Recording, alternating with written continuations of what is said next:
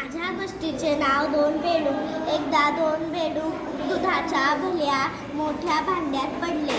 भांड्यातून बाहेर पडण्यासाठी ते दुधात गोल गोल पोहू लागले.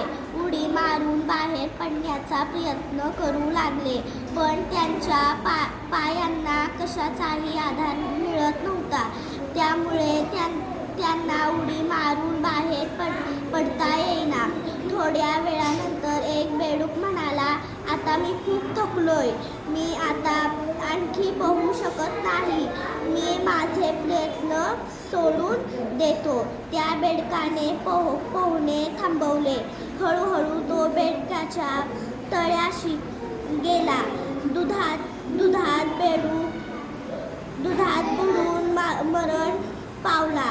दुसरा बेडूक म्हणाला, मी प्रयत्न सोडवणार नाही, मी पोहतच राहीन.